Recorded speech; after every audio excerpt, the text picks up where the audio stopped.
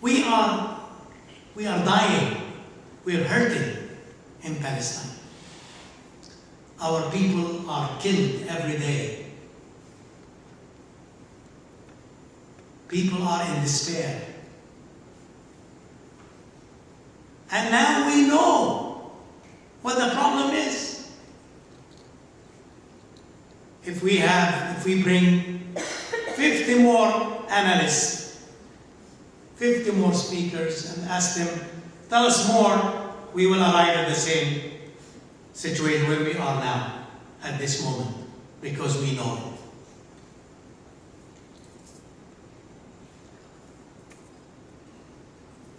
My friends, I really would like to pose a challenge to you. I wish we were successful in Palestine to create a nonviolent national movement. We have a number of people, like we mentioned, Beisan and other villages. We have them all working, doing nonviolent work, but somehow we have not been able to really have a national nonviolent movement in the country, like we did the first Intifada. We haven't. We can analyze the situation, but I think we all know. So I am just thinking aloud with you. Is it possible that we can have an American Intifada here, starting here in Washington, D.C.? If we have failed, maybe you can succeed. You know it. You know the situation very well.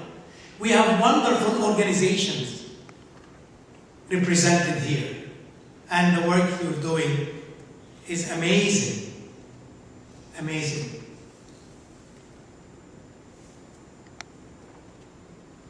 Can some of you who are good strategists get together, take this, what we have accomplished here, take all these wonderful ideas, sit down together, don't talk about analysis,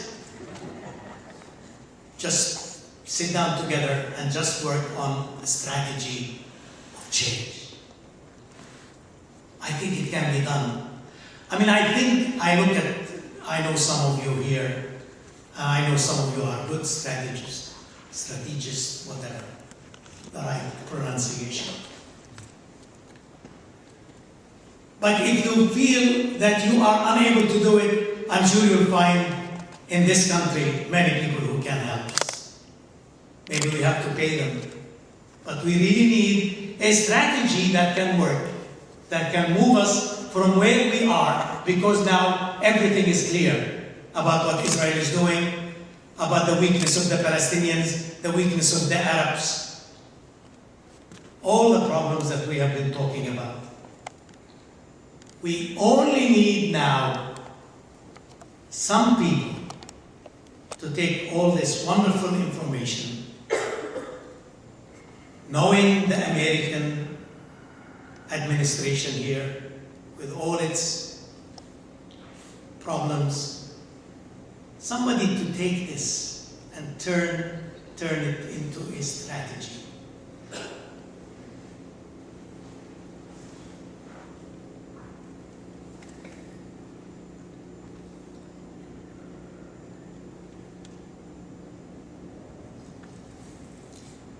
Maybe we need to begin to think about going out to the street.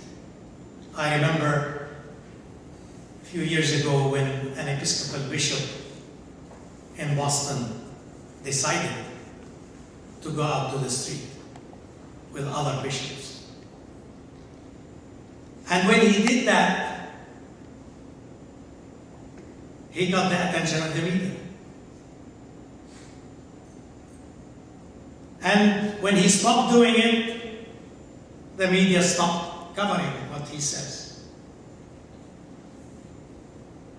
We've been trying to work with the Bishop of Washington here. He came to visit Jerusalem. He saw. We were very excited. When he came back, he preached a wonderful sermon in one of the churches here. How can we wake up the church? Phyllis, you talked about that the church is ahead in some ways. Some of us are so disappointed with the church. How can we wake up the church? How can we get some of these bishops to the street in front of the Israeli embassy? We know that we can beat the occupation. We know that we can bring down the occupation. This country can bring down the occupation, the civil society, the churches, the grassroots, if we can just get people on a regular basis to stand in the streets and say, end the occupation. Khalas. Enough is enough.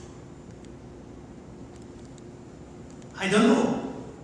I went to the bishop in Boston and I said, why don't you go back to the street? Now we have so many friends all over the country. They will come with you. They will stand with you. Does not happen. I tell you, frankly, all of us are afraid. We are afraid. I'm afraid to go out. How can we deal with our own fears and our own weakness?